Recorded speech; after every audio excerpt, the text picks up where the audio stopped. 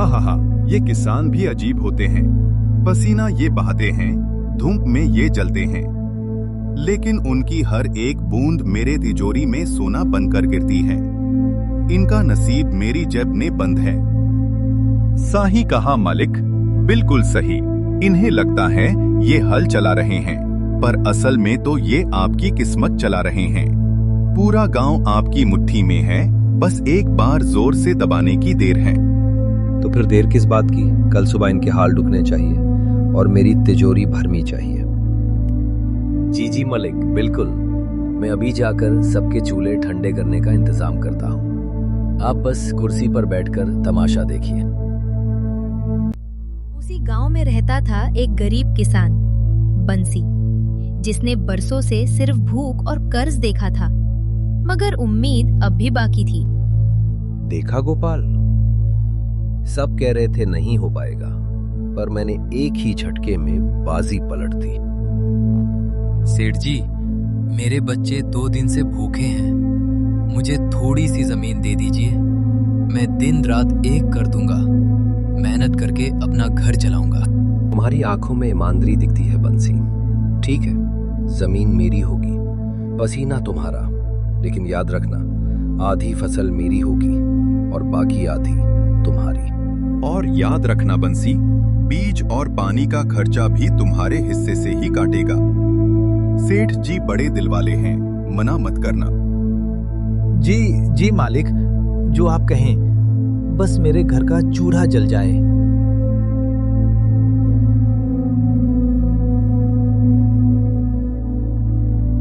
बंसी ने मिट्टी को अपने पसीने से सोना बनाया था। जब खेत सुनहरी फसल से लल्लाहा उठे, तो उसे लगा कि उसके बच्चों की भूख अब मिट जाएगी। मगर अफसोस, उसे नहीं पता था कि वो खेत में फसल नहीं, सेठ की ललच का एक नया जाल बुना जा रहा है। बस बंसी, कर्ज और ब्याज का हिसाब बराबर हुआ। ये सारी फसल मेरी है, तू बस ये 2 बोरी ले और रास्ता ना। सेठ जी बड़े दयालु हैं बंसी, 2 बोरी दे दी, वरना खाली हाथ भगा देते। नहीं सेठ जी, ये मेरी पूरे साल की कमाई है। हे भगवान, ये कैसा अन्याय है। मेरे बच्चों का निवाला मत छीनिए। आसमान गूंज उठा, पर सेठ का दिल नहीं पिघला। बंसी के आंसू मिट्टी में मिल गए, मगर उस मिट्टी ने आज एक नया सवाल किया था। क्या ये अन्याय हमेशा चलता रहेगा? क्या कभी कोई इस अंधेरे को चीरकर सूरजपुर में इंसाफ का सूरज लाएगा?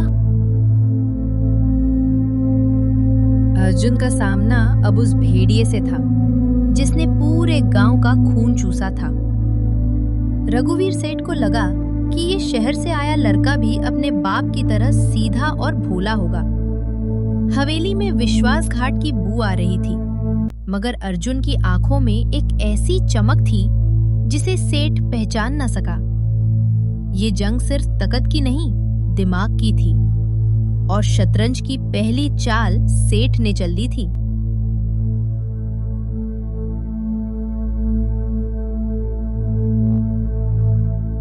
देखो अर्जुन, मैं पुरानी बातें भूलकर तुम्हें एक मौका देता हूँ। जमीन पर खेती करो, मगर मेरी एक शर्त है। इस बार फसल का ऊपर का हिस्सा मेरा होगा और मिट्टी के नीचे का तुम्हारा। बोलो, मंजूर है? हाँ, मान जा लड़के। सेठ जी ने इतना बड़ा दिल दिखाया है, वरना मिट्टी भी नसीब नहीं होती।